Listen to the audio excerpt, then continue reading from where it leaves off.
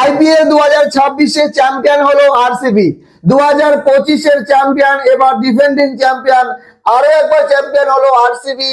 ইতিহাস সৃষ্টি করলো টানা দ্বিতীয়বারের মতো চ্যাম্পিয়ন হয়ে। যে আরসিবি বছরের পর বছর বিশাল বিশাল তারকা প্লেয়ারদেরকে নিয়ে শক্তিশালী দল গঠন করেছে, তারা খেলেছে, প্লে অফ খেলেছে, তারা ফাইনাল খেলেছে, কিন্তু চ্যাম্পিয়ন হতে পারেনি। চ্যাম্পিয়ন হওয়ার সুখ আনন্দ 2025-এ প্রথমবারের মতো তারা অনুভব করলো, এবার দ্বিতীয়বারের মতো। মানে আরসিবি যেই লেভেলের খেলেছে, আউটস্ট্যান্ডিং।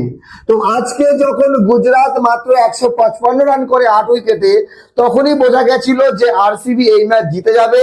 তবে Virat Kohli, king Kohli, the chase master, জোরে একটা হাততালি। আজকে ফাইনাল ম্যাচের player of the match open করতে নেমে শেষ বল অব্দি খেললো, ছক্কা মেরে ম্যাচ জেতালো।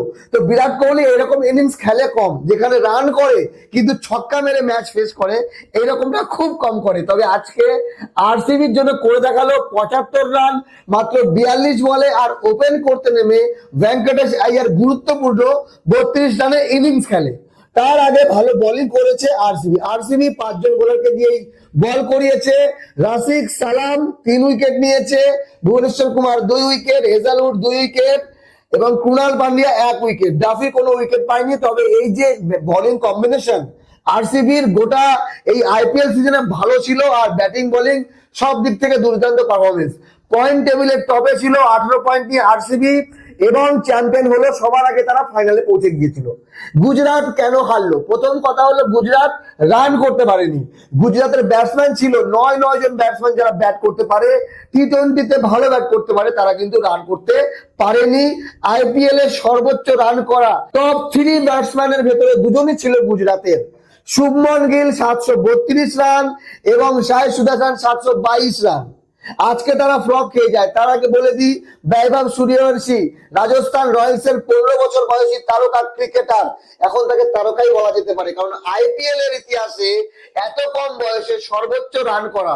হ্যাঁ, তার দল ফাইনালে পৌঁছাতে পারেনি, কিন্তু শেষ দুটি ম্যাচ যেভাবে সূর্যবংশী খেলেছে, এলিমিনেটরে 97 রান করে, কোয়ালিফায়ার 2 এ করে 96 রান।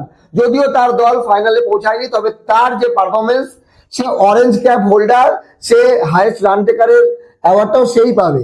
তো আজকে ব্যাটিং করতে গিয়ে গুজরাটের ব্যাটিং খুব একটা ভালো হয়নি। সাই সুদর্শন এবং শুভমন গিল, যারা গুজরাটের হয়ে সেরা রান করেছে এবং আইপিএল এ ভালো রান করেছে, টপ ব্যাটসম্যানের লিস্টে আছে, তারা দুজনেই ফ্লপ। সাই সুদর্শন 12 এবং শুভমন গিল, যে কিনা গত ম্যাচে সেঞ্চুরি করে রাজস্থানকে হারিয়েছিল, সেই প্লেয়ার করেছে মাত্র 10 রান। তারপরে বাটলার ফ্লপ খেয়ে যায়, এত বড় একটা ব্যাটসম্যান 19 রান করে। তারপরে আরশাদ 15, নিশার্দি 20, রাহুল তেভাতিয়া 7, জেসন হোল্ডার 7, রাশিদ খানও 7। তো এই রাশিদ খান পর্যন্ত কিন্তু ব্যাটিং আছে গুজরাটের, কিন্তু গুজরাট রান করেছে মাত্র 155। আর এই 155 রান করে আইপিএল এ ম্যাচ যেটা খুব কষ্টকর, তো খুব সহজেই বলতে পারেন আরসিবি ম্যাচ জিতে গেছে। হ্যাঁ, 5 উইকেট হারিয়েছে, কিন্তু ম্যাচ যতক্ষণ বিরাট কোহলি ছিল মনে হচ্ছিল ইজিলি ম্যাচ জিতবে। তো বন্ধুগণ, আর যদি হাইয়েস্ট উইকেট টেকারে বলি, তো রাবারাত 28 উইকেট, ভুবনেশ্বর কুমার 26, দুজনেই কিন্তু আজকের ম্যাচ খেলেছে। তো চলেন পয়েন্ট টেবিল একবার বলে দিই। আবার 2027 সালে নতুন ভাবে দল আসবে, নতুন প্লেয়ার আসবে, প্লেয়ার চেঞ্জ হবে। তো তার আগে বলি, এবারে যে গ্রুপ স্টেজে 10টি দল, তারা কোন কোন পজিশনে ছিল। সবার ওপরে ছিল আরসিবি 18 পয়েন্ট নিয়ে, গুজরাট টাইটেন্স 18 পয়েন্ট নিয়ে 2য় নম্বরে, সানরাইজার হায়দ্রাবাদ 18 পয়েন্ট নিয়ে 3 নম্বরে। শুধু নেট রান রেটের ডিফারেন্সে আরসিবি সবার উপরে ছিল। আর টপ 2 এ থাকা দল সুযোগ বেশি পায়, যেটা গুজরাট পেয়েছে, এবং গুজরাট সেই সুযোগকে কাজেও লাগিয়েছিল। তারপর রাজস্থান রয়্যালস 16 পয়েন্ট নিয়ে কোয়ালিফাই করে গিয়েছিল প্লে অফের জন্য। পাঞ্জাব কিংস ভালো একটা দল, ভালো পারফরমেন্স, সবকিছু ঠিকঠাক ছিল। প্রথম 7 ম্যাচে 13 পয়েন্ট থাকার পরে মাত্র 15 পয়েন্ট পেয়েছে 14 ম্যাচ শেষের দিকে টানা 6টি ম্যাচ হেরেছে পাঞ্জাব কিংস। দিল্লি ক্যাপিটালস মনে হচ্ছিল তারা প্লে অফ খেলবে, কিন্তু 14 পয়েন্ট নিয়ে থেমে যায়। KKR 13, Chennai super kings 12, Mumbai Indians 8, Lucknow super giants 8।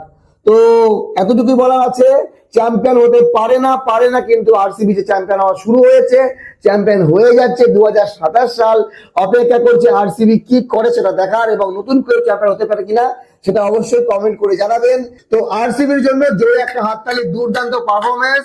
আরসিবির ফ্যানদের জন্য দারুণ একটা মুহূর্ত, টানা দ্বিতীয়বারের মতো চ্যাম্পিয়ন হলো আইপিএল 2026 চ্যাম্পিয়ন হলো। ভালো থাকবেন সবাই, ধন্যবাদ।